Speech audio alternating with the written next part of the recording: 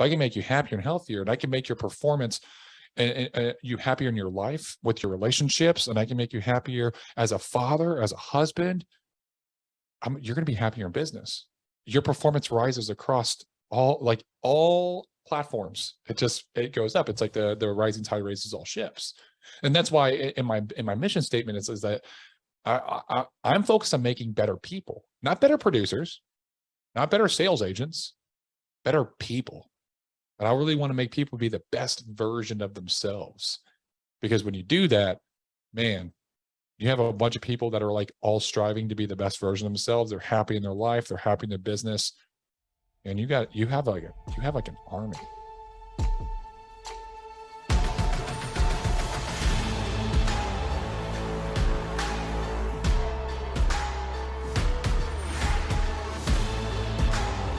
This is Sparta! Welcome back to Spartan Leadership, everybody. I'm your host, Josh Kosnick.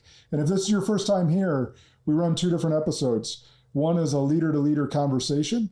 And the second, we do a little political fun with two of my friends that this happens once a month. Most of them are leadership conversations, but we do a leadership and review once a month where I have a friend that leans right and a friend that leans left, and I'm pretty much in the middle. And we chop it up and show people how to have a contentious conversation in a respectful way, which seems to be a lost art in America these days. But speaking of America, we got Captain America himself with us today. We got my fellow Arte brother, an expert in financial freedom, Greg Birch. Welcome to the show, brother. What's going on, Josh? You're sitting here telling about the two different types of podcasts you do. I really like that idea of having a contentious but honorable debate. That's right. That's pretty dope. I love that concept. Yeah, so I discovered this in cigar lounges. So I'm a huge cigar connoisseur. Yep. Some might call me a snob because of my preferences, which I'm fine with, by the way.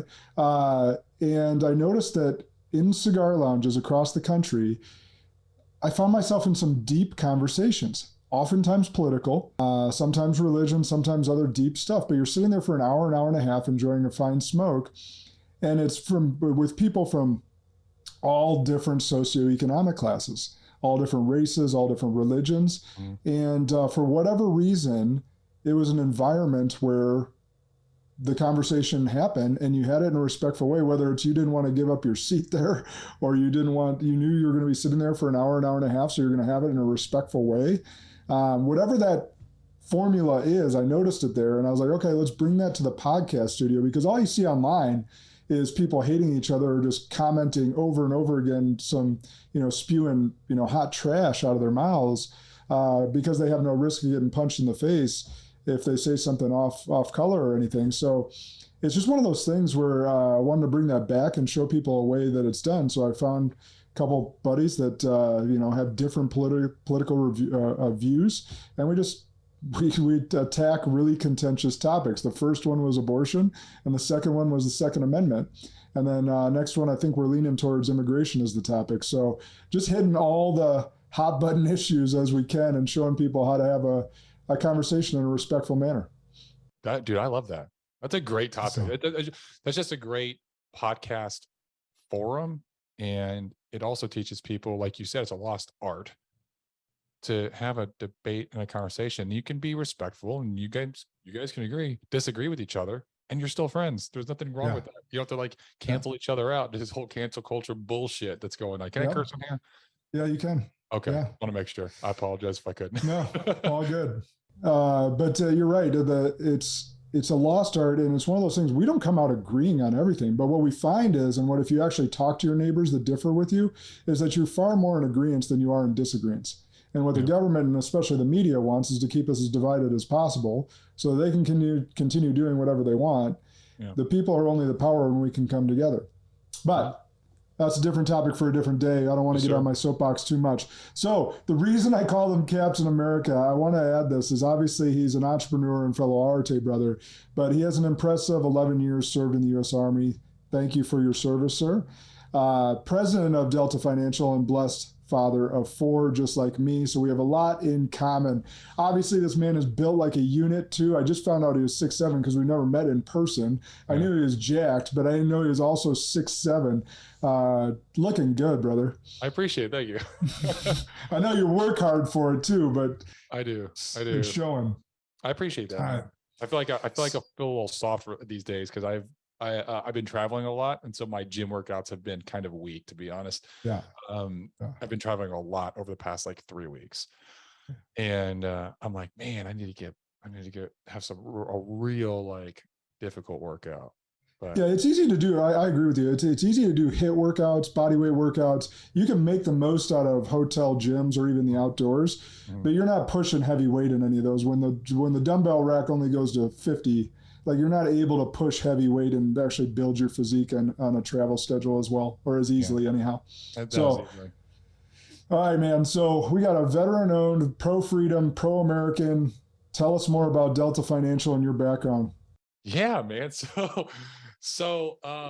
Man, Delta Financial. So this is my baby that I've been developing in my head since about 2019. So I got into life insurance when I got out of the Army, and I like most other people becoming an entrepreneur after, being in a W-2 or salary position. I sucked really bad. I was terrible. And so I spent a lot of time hitting my head against the wall and trying to get through that kind of power curve of entrepreneurship to get to success. And I had a lot of times that I wanted to quit, and I just looked around and I saw people that were making money. I'm like, no, I can't do that. There's people that are succeeding. There's people that are making this work. I know I can do it too. So I'm going to keep doing it. And that's what I did. And through that, I started getting a little bit of success, a little bit of success, a little bit of success. And there's a lot of other stories I can kind of tap into that. But just to make it quick and short is I started to really get very good. And I realized through that I did that on my own for the most part, because there was nobody there to really teach or train me or give really good leadership, true leadership. And if you I like to look at leadership versus management in terms of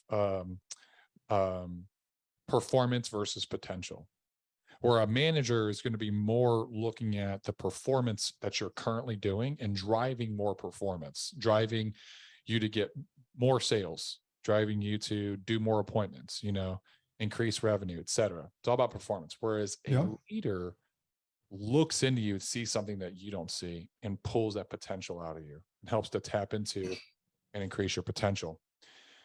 And I saw a lack of that in my industry, a massive. It was like a glaring lack of it. And anytime I talked about it, I would literally get laughed at, like literally laughed at, like by higher ups. They'd be like, "Oh, it's stupid." Like, no, that's not the system. You just hire more people. They're like, either they can do it or they can't. I'm sorry, but insurance it's not that difficult. A monkey can sell insurance. In fact, right now, robots are selling insurance. Okay. If it can be automated to a robot's position, it can be done by anybody. I'm just saying. Yeah. So, yeah, I always said it was, so because I started in the financial industry as well. And I thought just before you continue, I just want to add on there, because I think it depends on which company you're at. The company I was at actually had tremendous leadership and a leadership pipeline and training development system. But you're right, it can be commoditized quite easy. How I used to say it is, this business isn't easy, but it is simple. Yeah. And a lot of times people conflate easy, simple, hard, difficult, right? They confuse those terms. So the business is in and of itself, like you were saying, isn't easy, but it is simple. It's very simple. Sorry, go ahead. No, you're fine. And you're absolutely right. There are companies that I've heard of that have good leadership. I just was not like, I know which company you were in. I was not able to be in that one ever. I was in about 4 other companies before I made Delta, and all of it was the same. And it was just like, dude, this is like thousands and thousands and thousands of people that I've interacted with between 4 different companies. It's like the same exact scenario across the board. And I'm hearing horror stories from other people that are in similar scenarios. And I'm just like, dude, why does this even happen? Why are agents not being taken care of appropriately? And so I had this vision, and it started it started because of a conversation that I had with a mentor of mine, or we were having together about recruiting agents. Because at the time, the company that I was in, their metric was you got to recruit 100 agents a week. And out of those 100, 5 will become writing agents. And we said, I was like, that sounds like I'm wasting a lot of time with 95 people that are never going to make it. Yeah. Why don't I put systems and processes in place so that I can hire 5 people and get 5 writers, right? And it was just like, and we came up with this saying called 100% of the 5. And that was like our mantra between each other. And that was always like, hey, we got to keep at this system. We got to keep developing it. And that's what it started Delta Financial. And what it really ended up being was having systems and processes in place. That was cultures, core values, it's leadership, and it's making sure that we take care of people. We train them appropriately. We have a selection process because obviously not everyone's going to fit our culture, and we're not going to want every single person aboard. We have to be selective. And but the people that do come, we're going to take care of them with really great leadership. We're going to have a great culture. Everyone's going to help each other, and we're all going to win and succeed together. And it started in 2019, just with a simple conversation, and finally in 2022, it came to fruition. Love it. Yeah, and so for those that don't know, that 5% you're referencing is just below industry average. So industry average, when FINRA does the examination of all companies, 7% of advisors that enter the industry actually retain in the industry. And I love your vision with that, because mine was similar. So my leadership career, we ran at a 23% retention in my organization. And my goal, had I stayed there, was to get to a 33% and eventually 50%, which is unheard of. Yeah. But that's what we were working towards. And 23%, I was over 3 times the industry average, because of leadership, because of culture, recruiting the right people, not just throwing people up against the wall and seeing if they stick. So I love where you're going with that. So I also love your extensive list of core values, and I want to dig into 3 of them in particular. Yeah, because I think it's really important, and not just that you live these, and I'm sorry, not just that you speak these, but you live these, and I know that you do. So let's dig deeper into EQ matters, and explain EQ for not. I mean, I know it, but I know that may not be a buzzword that everyone else knows. So explain EQ and why it matters. No pun intended, for you and your organization. EQ is emotional intelligence. So, and there's 2 ways that people are determined by. There's multiple ways that you can determine some intelligence. Most people think of intelligence, you think of IQ, right? Yep. Now, your IQ is locked from the time that you're like 18, 19. Once you've had an IQ test when you're like 18, 19, 20, it's kind of locked there. You can't rise your IQ at that point, but you can change your EQ. And most people that are successful, it's not that they have a super high IQ, it's that they have a super high EQ. And this is understanding who you are. Okay, so there's a great saying, it's called Noce te ipsum, and it's like in the Parthenon. And what it means is know thyself. I love this quote. And I think it's Socrates that wrote it. And when it was written, what most people think of like know thyself, you immediately assume knowing who you are, knowing your strengths, knowing your weaknesses, knowing like what your capabilities are, all that stuff. And that's not what it meant. What it actually meant was know the way that the world perceives you. Because if you know how the world perceives you, whenever you interact with them, you know how to change your interactions to get the perception, to get the end state that you want. So and that is emotional intelligence. That is being able to, in conversation, being able to have the ability to understand people, to break down problems and fix them, right, in an emotionally calm way.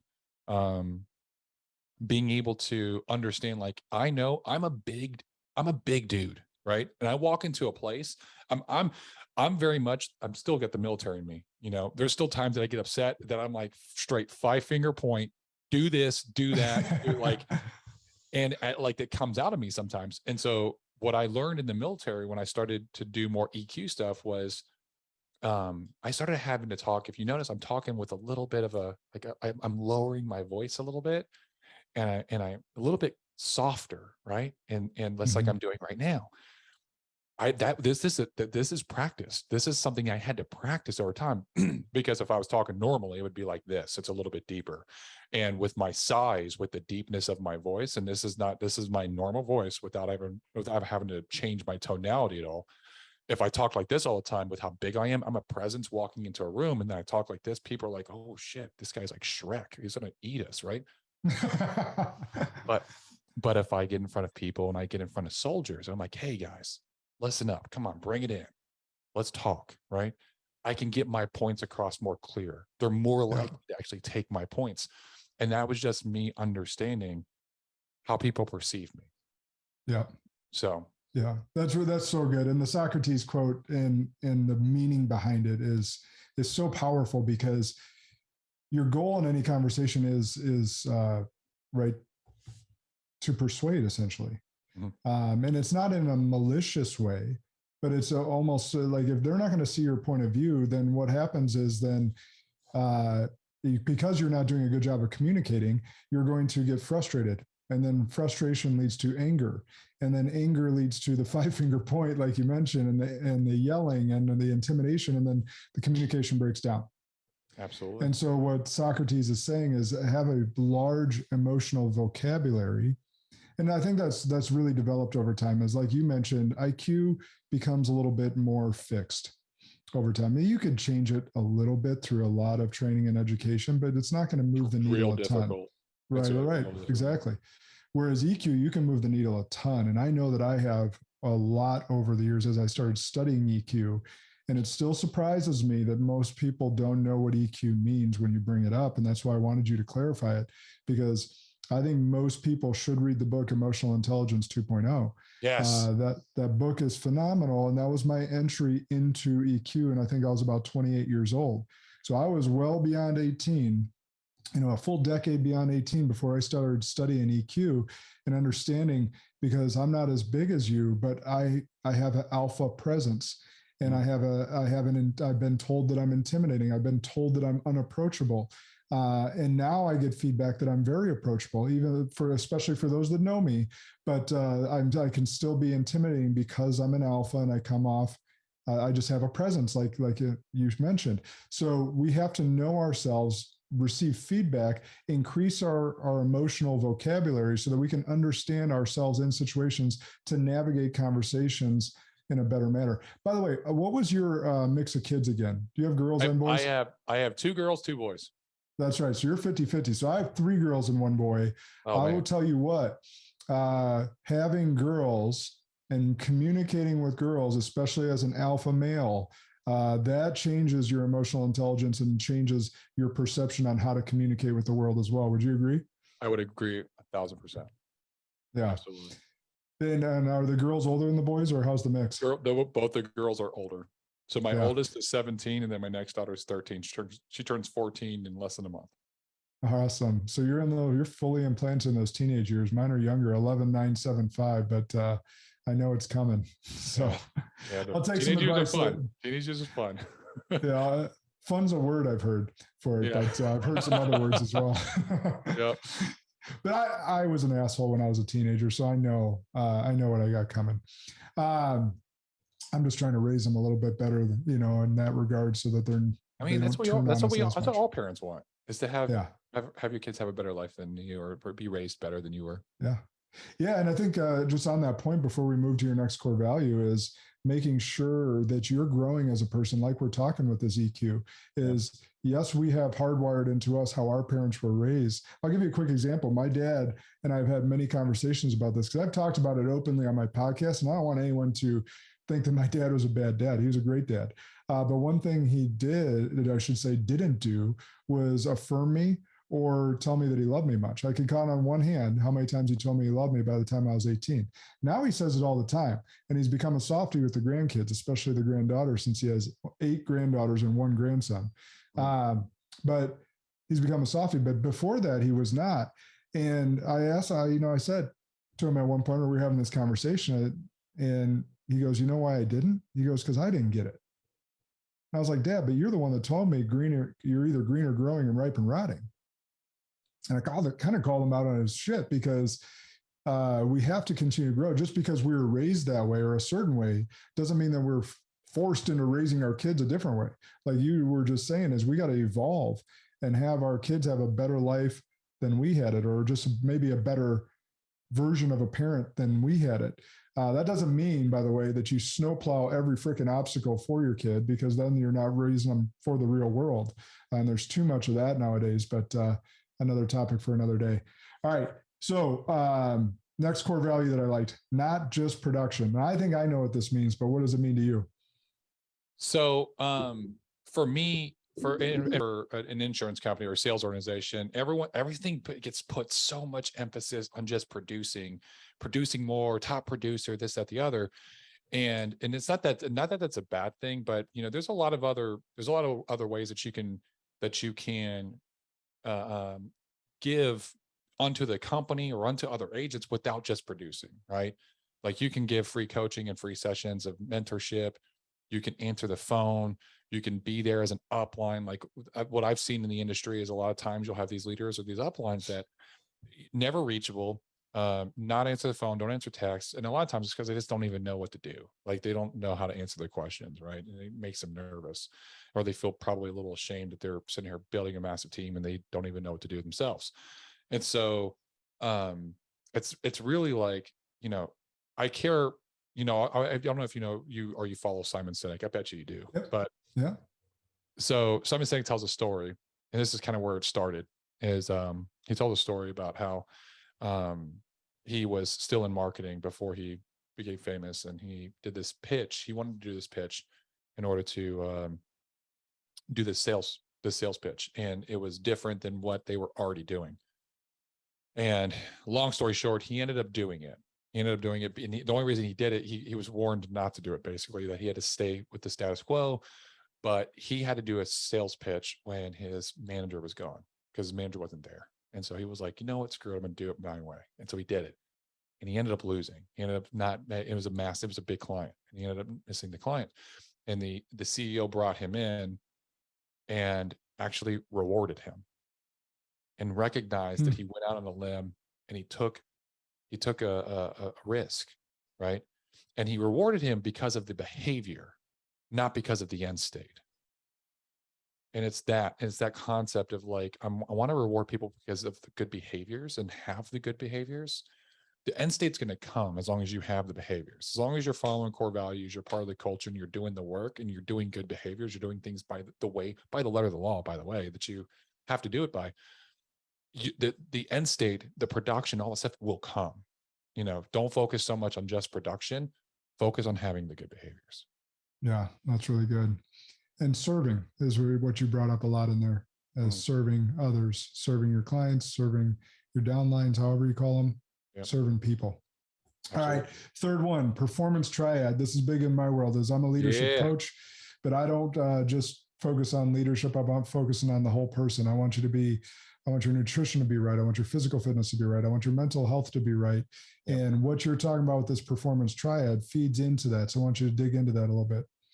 Yeah. So, when I look at the performance triad, and I like the comprehensive fitness model a little bit better, which goes a little bit deeper, but it's a physical exercise. It's your sleep, it's your nutrition, which helps every area of your life. And I'm going to liken it to religion a little bit, because I also see like there's a spiritual side to it. And that's why I like comprehensive fitness, because it's really like spiritual, mental, physical, social, professional, personal.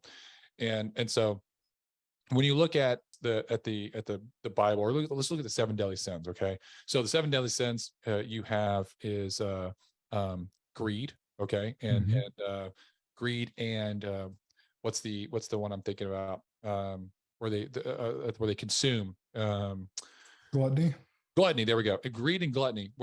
And so when you have greed and gluttonous people, what happens is that you are overeating, right? It's literally, it talks about in the Bible how when you do this, you're going to put yourself into a position like it's one of the 7 deadly sins. It's literally going to put you in a position where like you're in danger of hell. And I think like with that concept, it's more of like a mental concept. Like it's like hell on earth. Like people that overeat, you got to think like they're mindset when they're obese, overeating, lazy, fat, etc.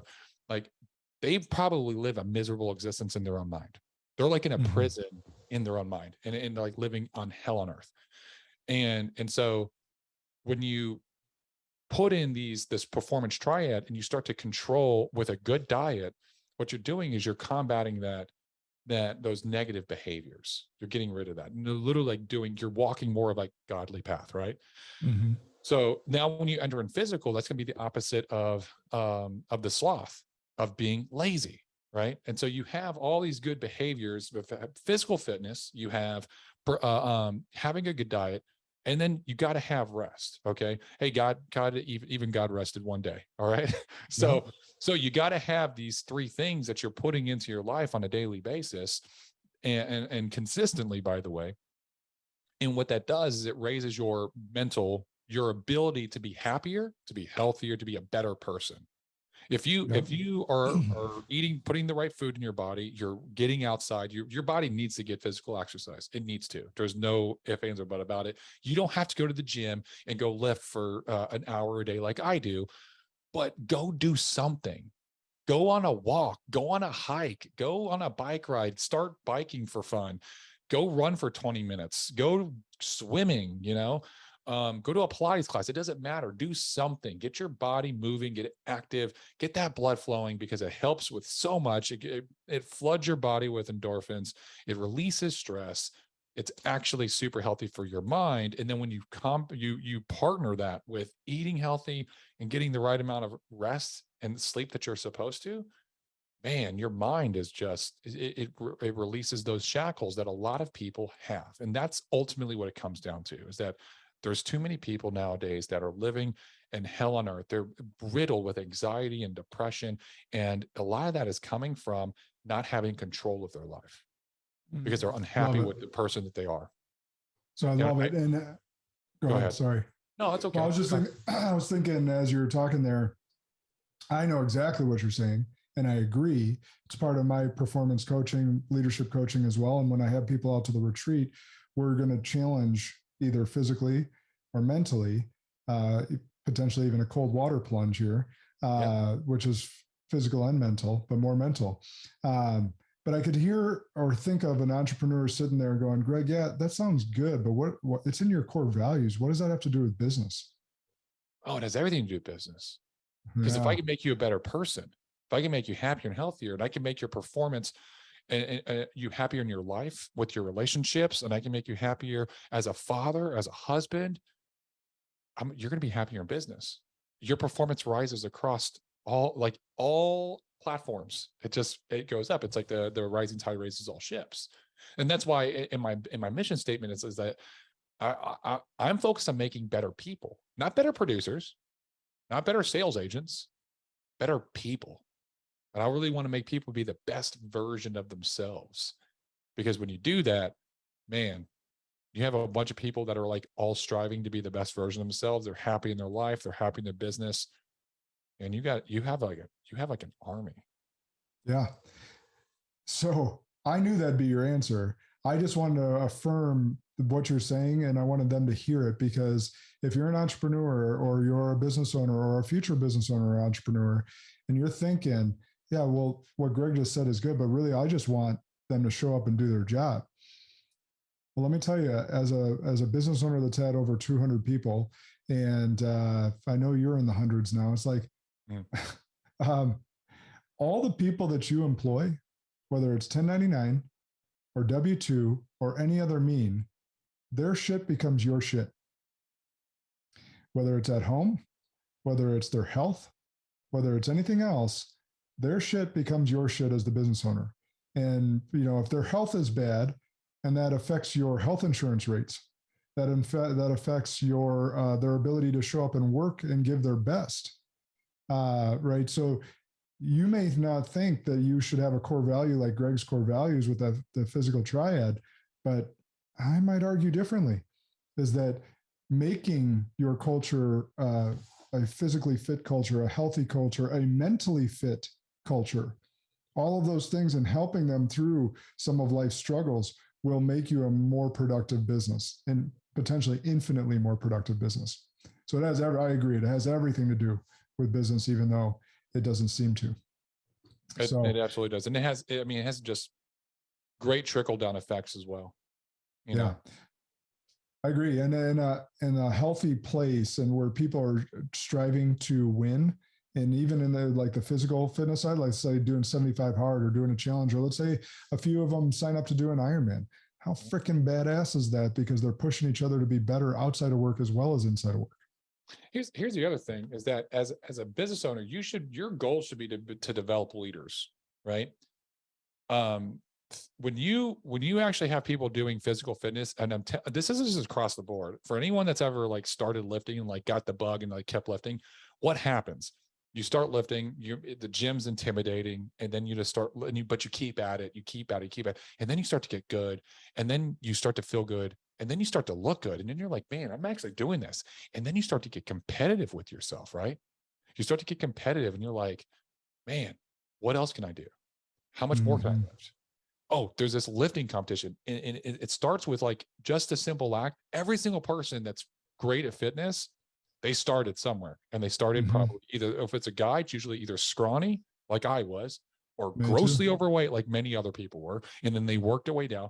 And with women, it's usually it's like an image issue, like they did it because they had some image issue, and sometimes it's because of weight or whatever. But ultimately, it changes the person that they are. They become competitive. You cannot be a leader in an organization if you're not competitive. So what you're doing also is you're starting to create more leaders in your own organization, and which is exactly what you should be doing. You should be creating as many leaders as possible. And they don't even know. No, you're so right. And you're right on two accounts there. You should want to be producing leaders, developing leaders in your organization, because like you said, high tides are going to raise all ships. Yep. Second thing I was thinking there that you're right on is, if you can transform your body, once you figure out that you can transform your body and do whatever you want with your body, you're like, what else can I do in life? Yeah. What else can I transform? If I have the power to do this, if I went from morbidly obese to badass in shape, or if I went to scrawny little kid, I'll give you an example. I was 125 pounds when I entered freshman year of high school. Yeah. You know, my college football weight was 205. I had to work my ass off to get there. But you're right. Once you figure out that you can transform your body, you're like, man, I can transform my life. So it's spot on. So let's switch gears a little bit. You had you experienced some really unique training over your 11 years in military, right? Yeah. Some that I never will have experienced and probably never will. What specific skills were you able to transfer from your military career to your entrepreneur journey? And I have a follow-up to that, but I want to go to that because you had 11 years. Some people are in and out in a couple of years. Yeah. You had a pretty healthy career there, and there had to be a lot of takeaways. I'll let you answer that. So that's a good one. So I'm going to go through a list. I think first and foremost is just the discipline. It's like the discipline and the competitiveness of like always trying to do the job the best, and like always trying to, because you're always competing as an officer. You're always competing with every other officer in that unit, right? At the same rank. And so you're trying to be like, because you get racked and stacked and rated against every single officer in that entire unit, usually across like in a battalion, a brigade, or whatever. And so some of them you don't even know, but you're just like, dude, there's somebody out there that's working harder than me, that's being better than me. And then they'll be like, hey, you're rated one of 30 lieutenants or one of 30 captains or whatever.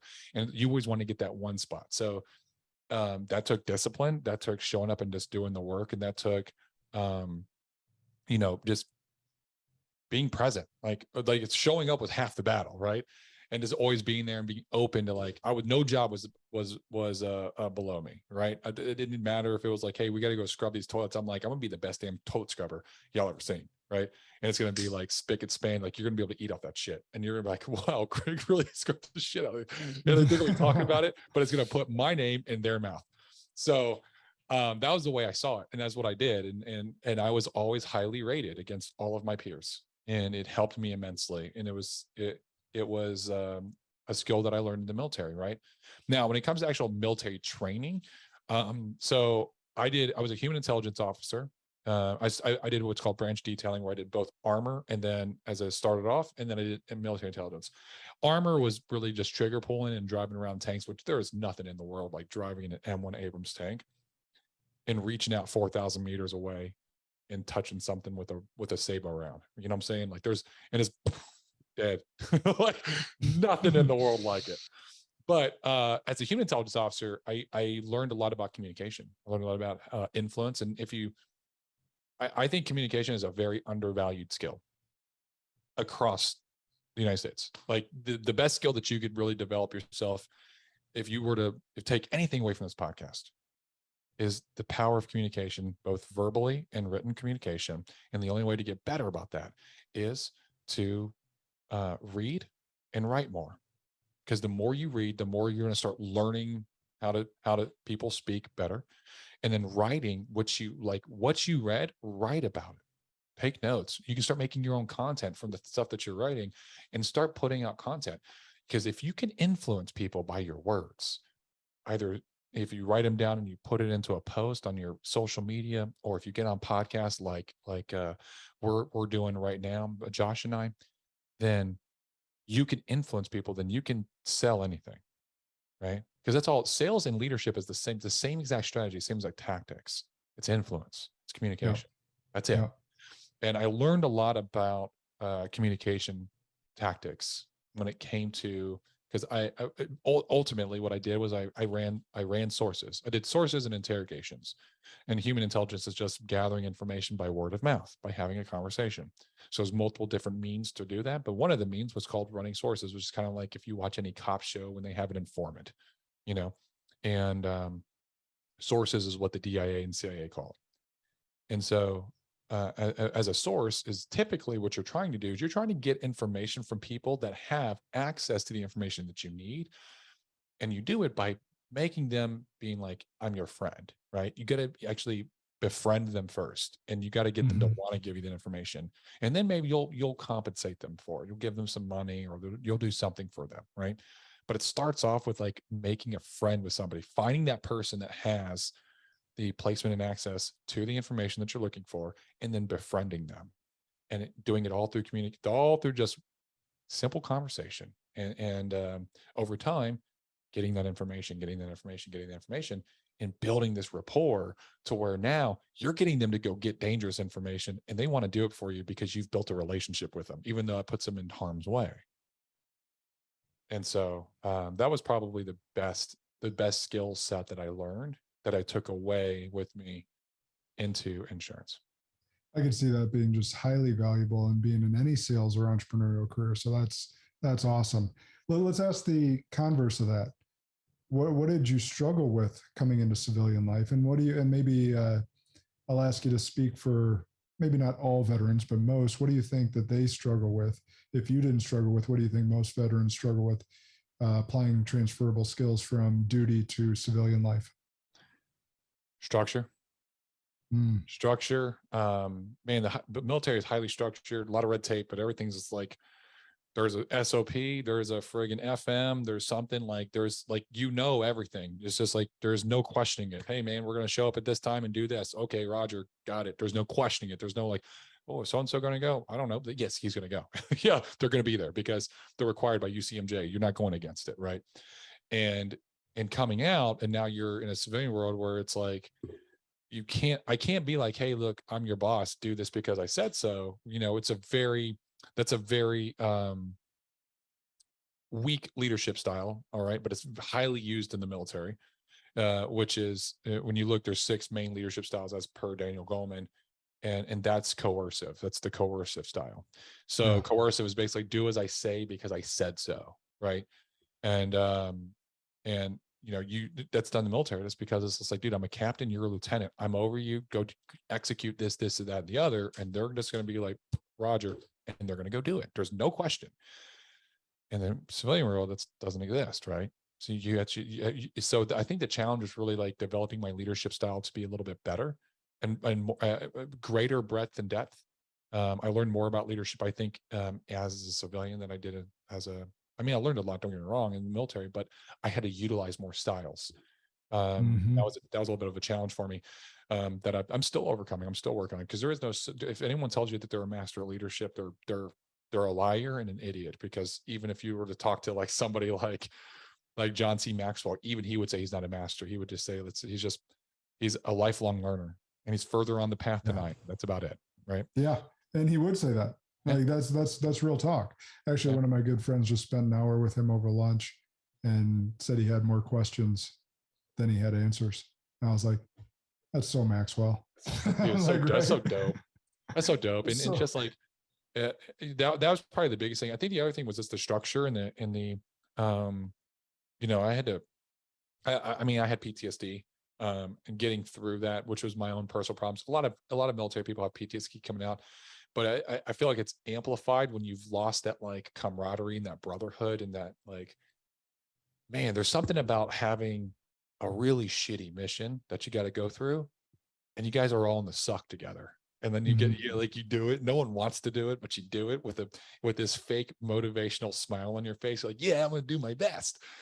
And then when you get done, you kind of look back, you're like, it wasn't that bad. Like, it is kind of fun. Like, but because you did it together, and there's something about that unity with a bunch of people that like, these are your brothers and sisters that, okay, yeah, we don't all agree, and we talk shit to each other, and we do this, that, the other. But like, if you come at one of them, you're coming at all of us.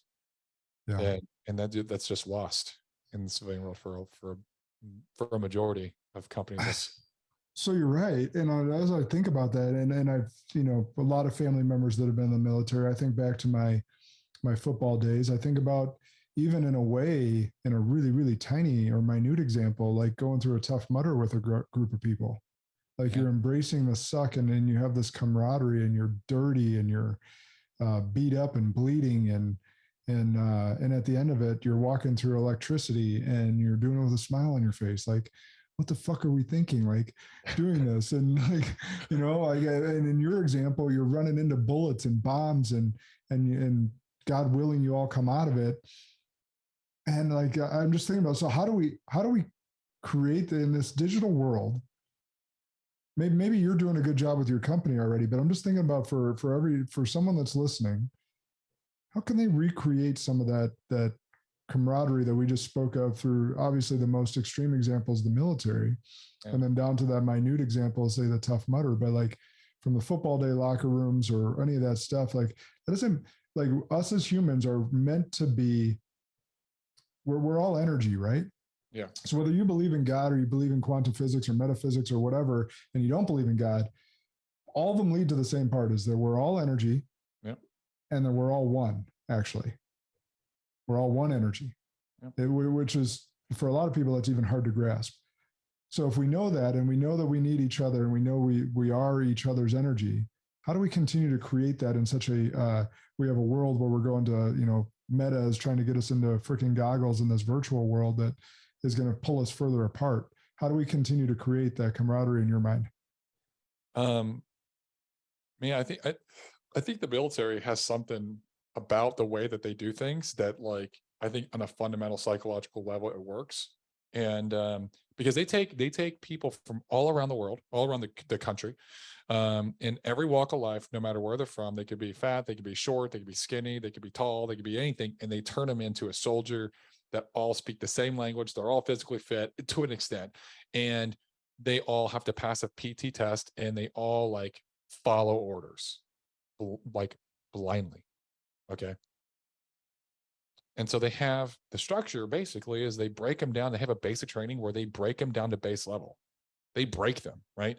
They break them down to base level, and then they rebuild them back up, and they teach them what they're supposed to know and what's important to them. And they beat it into their head. They repeat it over and over and over again, over a 9-week basic training, and then another, 6 to 8 to 10 week advanced individual training. And then for officers, it's done through ROTC or the military academy. And so you have this structure where you train everybody, and then they get spread out. And now everywhere you go, hey, you can be spread out, you can be disparate, you can be in different locations, but everybody knows what everybody knows because they went to the same shit. And so it just automatically, it's like instant it's like instant connection. Like, oh man, where'd you go? Oh, I went to this place for my AIT. Oh, did you know drill sergeant so-and-so? Like, oh man, that guy's an asshole. It's like this instant connection. And so it, like what I would say, my thing would be, and this is what I'm actually trying to build, is like having a really, really difficult, challenging onboarding training, right? That's in person, that everybody goes through. That's challenging enough. That's challenging, that challenges their mind, it challenges them emotionally, challenges them physically, to where when they get done, they're like, damn, I did something. Like, I'm fucking ready to do this job. You know what I'm saying? Yeah. Like, they just feel confident. Just imagine if you went through like the SEALs school, the hell week of sales schools, you know what I'm saying? Yeah. Where you're just like, dude, you didn't sleep for like a whole week. And it was just like, you're just getting mentally and emotionally and physically beat up. But at the end, like, you were like, I'm ready to take on anything. Right. Mm-hmm. And you had everyone that went through that. Huh? And with my brothers and sisters that went through it with me. Exactly. Yeah. And then you get really out good. And you, and everybody that when you get out, you go to the like your location, or you're part of the company. Now you have this whole group of this whole company of people that it's all like, hey man, congratulations, you made it. Let's go. Let's get to work. Right. Yeah. No, that's good. I think that a lot of companies could do that. It depends on, the business that they're in. I think that there's got to be, because not everyone's in sales, right? It could be IT or something different, but bottom line, there's got to be something that bonds them, a bigger mission. Yes. And I think that's where the companies have the best success, whether it's Apple or some other companies that have had that notoriety of having a mission beyond themselves. Yeah. But a purpose, a why. A purpose and a why beyond themselves, like Simon Sinek says. But there's also got to be that common bonding, that common experience, I think that you mentioned. Even they're coming from all different, like you just mentioned with the military, all different socioeconomic classes, races, religions, whatever, and went through a shared experience of some sort. Yep. And you come out on the other side a better person and ready to attack that broader mission that's bigger than you and bigger than everything else. Mm-hmm. We're onto something there. We just got to figure out exactly how we can deploy that nationwide, right? All right, so let's switch gears. I've got plans in place. Well, at least for my company, for sales, for my company, there's like things I'm trying to implement that I think will be game changing. I really do think it's going to be that flip the switch where it's going to be, hey, my retention's 100%, not 7%, 5%, right? Right. It's going to be like, hey, everyone that gets through this training, every single person makes it, and they sell, and they make a profit. Yeah, not everyone's going to make it through that week if you're, that hard training or whatever it may be, but everyone that does make it, the goal is for them to make it long term.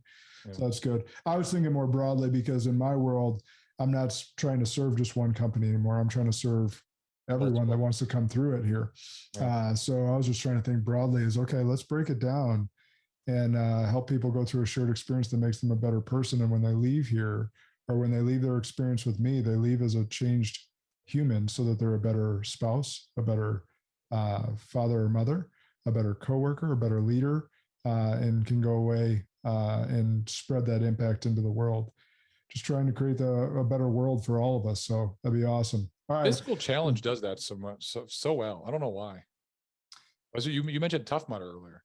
There's something about a physical challenge, when somebody overcomes a physical challenge, that it really does just give you an insane amount of confidence. You're right. And there's people who overcome mental challenges all the time, but there's not as much notoriety with them. Maybe it's because it's internal and it can't be seen as easily. And because there's also that stigma, right? Is like, we can notice when someone's in a wheelchair and or someone's had an amputation or something, like we notice the physical disability. We don't necessarily notice the mental disability. And so maybe there's something there. I'll talk to my business partner who's a neuroscientist and see if he's got some science behind it as well. But you're right on that physical challenge. I agree with it. I've done a couple Tough Mudders. Obviously, the football teams and high-end sports teams that I've been a part of, there's something there. So, we'll continue to evolve that. But switching gears, you and I share a common loved book. And I recently launched a book and bourbon mastermind, and this is the book of the month right now that we're going through is Think and Grow Rich. And I noticed it on your reading list. Yes. So this is my third time through this classic. What's your biggest key takeaways from the book? Dude, so get this. Okay. I love this book. So this is the first book I read in 75 hard when I did 75 hard. Right. So I read the book, and honestly, the biggest thing that I took away was the law of attraction that's within it. Yeah. And so in the first chapter, there's a lot of like really great snippets in it. But in the first chapter, he goes over how to actually write out your goals. Like, hey, I want to make this much. I want to do it in this time frame. I want to do it. This is what I'm going to give up, because you can't get something from nothing. And then this is what I'm going to do extra, because I can't do the same damn shit, right? And then expect to have a different result. So this is what I'm going to do extra over this time frame. And so right at, like, while I was in the middle of 75 hard, I decided that I wanted to do something I'd not done before, right? And so I was my production was usually about 50,000 annual premium of life insurance, which was all issue, like simplified issue paid life insurance, term and whole life, which is not bad, by the way. That's nothing to sneeze at. That's a really good producer, right? But there were producers that were doing over 6 figures. They're doing 100,000 in a month, which is a shit ton. I'd never done it. Like the most I'd done was like 55,000. I was like, man, I just want to do 100,000 in a month, right? You said in 1 month. Yeah. And I'm like, I'm going to do this. I'm going to do, like, and every single time I tested it or attempted it, I didn't do it. I failed. And I was in 75 hard, and my mindset's just friggin' to like the nth degree, right? I'm like in alignment at this point. I'm like, this is the month, right? This is the last month of 75 hard, last 30 days. And I literally, this month, I'm going to do it. And I like rose my hand. I was like, I'm going to do this. And if I don't do it, I owe you $5,000 to my upline. I owe you $5,000. But if I do it, you owe me $5,000. So I'm putting myself on the line, right? And they're like, okay, I got you. So I went home and I wrote out that I already read Think and Grow Rich, and I wrote it out. And I took a picture of it, and I literally put it by my wall. And every single morning that I woke up, the first thing I do is I wake up, I would read it aloud. And as I read it, I would close my eyes and I would visualize the actual money hitting my account. And I'd visualize how I would feel with that success and how many people I was going to be able to help. And all like it was a constant practice, right? And I did it. And I tell people to do this all the time, and they never fucking do it. I'm like, I'm telling you, this exists. Like, do this. This is so powerful. This is more like advanced level shit, because no one ever thinks that it really works, but it does. So I put it on my wall, started doing it. Next day, this is like day 2, right, of the month. And I already, like, in my mind, I'm already like 100,000, got it. Like I'm rocking and rolling. But I'm on this run. I'm on my second workout. I'm on a run. I was actually listening to Andy, and I got this thought in my head. And I was like, I was running through the numbers, and I was like, yep, I got this. Yeah. And I was like, 100,000. I was like, you know what? It's really not that hard. Like, I know the numbers. I know what I need to do. I've already got it in place. Like, it's almost like I was always like raising my weapon, and I was aiming at the target, and I'd already pulled the trigger. Like, the round was downrange, and it's on target. Like, this is happening, right? But I was like, man, what's never, like, it's already been done before. Like, it's not that big of a deal. But what's not been done before? I was like, 200,000. 200,000 has not been done before. And I was like, can I do 200,000? And it was like a little, like, seed of a thought. You know, it was just a question, just a quick question. Quick question. Can I do it? And I was like, and I was running through the numbers, and I was like, I think I can do it. I know I can do it. I'm doing 200,000 this month. And I called up my mentor, and I was like, hey bro, I'm not doing 100,000. I'm doing 200,000. And he just jumped in. He was like, all right, man, what's the numbers? What's the metrics? How many appointments do you need? What are your leads going to look like? But we started literally hammering this out. I'm still on my run. So I go home, have my piece of paper up. I just took a black match market, struck across 100,000, wrote 200,000 above it. Swear to God, every month previous, like I said, the most I'd ever done is 55,000. I wrote 225,000 that month. Do you know what I'm saying? Like, the shit works, man. Like, I believe in it. You know what I'm saying? So I cannot stress it enough. And people are like, oh yeah, that's stupid. Dude, is it that bad? Is that big a deal for you to write out your goals and literally tape it to your wall and say it every single morning you wake up and every night before you go to bed while visualizing the actual success? Is it attaching emotion to it? Attaching emotion to it is a big key. Yeah. Yeah. Because your emotion is your conscious thoughts attached with emotion are what actually drive your subconscious. It's what actually has your subconscious. This is how you tap into your RES or your reticular activating system. It's through that emotion that pushes to your subconscious level, because there's ownership there, right? And your mind does not know the difference between past or present. It just knows feeling and emotion. Yep. So, yep.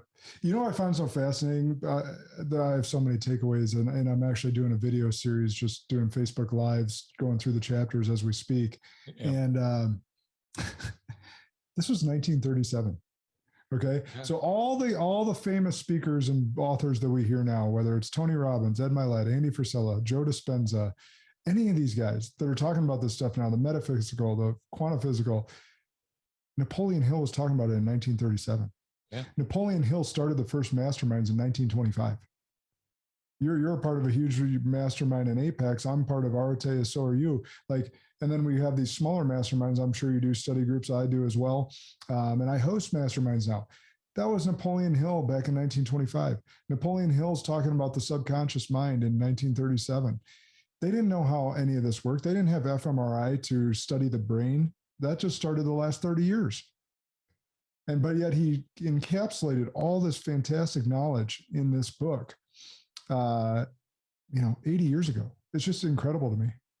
It's a fantastic book. It really is. It's one of those timeless reads. You have to read it. If you're an entrepreneur, you have to read it. It does get a little dry towards the middle a little bit, but it wasn't that bad. I was so pumped up on 75 Hard when I was going through it. I was like just taking in everything. And I was, this is the first book that I read all the way through and finished almost in like 5-6 years. Right. Because I'm not really a reader. That's probably the biggest takeaway I took from 75 Hard.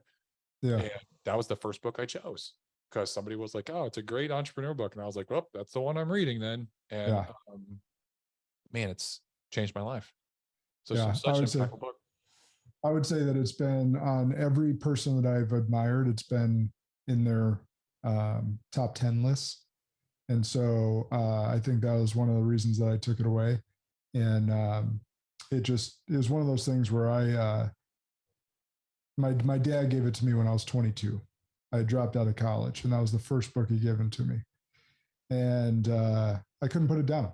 And you're right, there's a little bit of dryness in the middle, but I would say it's not as bad when you're reading it versus listening to it. I don't think the person, since Napoleon Hill's been long dead and gone, whoever is narrating the book, it's not like a James Earl Jones voice. It's not a Goggins voice that's going to like drive you. I don't know who did it, so I don't want to make them feel bad by any means, but I would read it versus listen to it. Versus with Goggins' book, I would listen to Goggins' book you want to listen to. You want to listen because there's so much extra content there. It's like almost like a podcast. Yeah. Because they have the discussion in between. No, that's a great book. That's a good book to listen to. Man, that's a good fucking book too. I love it. There's so many good books out there, man. Yeah. Really good stuff. I mean, you can immerse yourself in content, and you're right. That's the piece of 75 Hard that a lot of people struggle with. I was always a reader, since I've been a leader over the past. By the way, all leaders are readers. But not all readers are leaders. Are leaders, correct. You're right. Yeah. So, and leaders take copious notes so that we can reflect upon these lessons and capture these thoughts. Like you were able to capture that thought of 200,000 by calling your upline right then and there. Mm-hmm. So you're able to capture that. And if you didn't, because you're on your run, that person did. Whereas with a lot of people, I need to take notes to be able to capture these thoughts or talk about them. And then in fact, when you teach them, us just talking about this and Think and Grow Rich, we're planting more seeds and instilling that lesson even further into our subconscious so that we remember it further and further. So writing it, like you said, journaling, teaching it to others is going to deepen those thoughts even further. Well, man, we are at 60 minutes. Yes, we are already. And I know you got some more podcasting to do today, so I'm not going to take up any more of your time, but I really appreciated the conversation. I know that people are going to get a lot out of this. We've had some great dialogue on leadership. We've had some great dialogue transfer. I hope some, ex-military are listening to this as well, because I know that I've recruited and developed some that have really made it. And I've seen some struggle too. So I hope that they hear you today, because it doesn't matter. Those that served our country deserve the best shot. And I hope, hey, by the way, did you get help with your PTSD? I did. I did. Okay, good. For those of you who are seeking PTSD help, or if you're denying that you have PTSD and you need some help, like just go to the VA. I'm not like the VA is not probably the best. I mean, it's government social healthcare if you ask me, but it's better than nothing, right? And so I finally went to the VA. I had a situation which we could maybe do in another podcast. I had a situation happen that really forced me to go to the VA, and I needed it. Yeah. So I started going to counseling, and I'll tell you, the best counseling I ever did after that is 75 hard. I got off my meds when I got done 75 hard. So, I mean, that's truth. We can't give you clinical advice. Neither Greg nor are qualified to do that. However, that was me personally. Yeah. 75 hard is a fantastic mindset. I would call it a far more of a mindset challenge than a physical challenge. Absolutely. And I think you would agree. So, but bottom line is, I did want to address that because anyone that is struggling with PTSD, anyone that is struggling with mental health in general, you're not above it. Greg and I aren't above it. We both, I didn't say this yet, but we've both sought counsel. And so it is, whether you're an alpha male or a beta male or any female or male otherwise, like, help is needed at any given time, and please seek it. So with that said, Greg, thank you so much for being on the show. I know a lot of people got an impact out of you today. And I'm looking forward to seeing you in Nashville in a week, man. Yeah. That's going to be fun. It's gonna be awesome, bro. So, Josh, I appreciate you having me on. I got to get you on my podcast. Learn about you and your story. We got to do that soon. Yeah, we got to get that back on the books. But for the audience, share the shit out of this episode. Greg deserves to be shared. And where can they find you or follow you? So you can, the best place to follow me, honestly, is the Instagram. I'm Gregory A. Birch, BIRCH _. And you can see my podcast. It's the Be the Difference podcast. You can find Delta Financial on YouTube, or you can just search Be the Difference podcast, and you'll see my ugly mug on Apple Podcasts or Spotify. This ugly mug and huge muscles. That's what you're going to go for. All right, everybody, share this, subscribe, like, whatever you want to do. And remember, good and great are the enemies of possible. Lead like a Spartan today.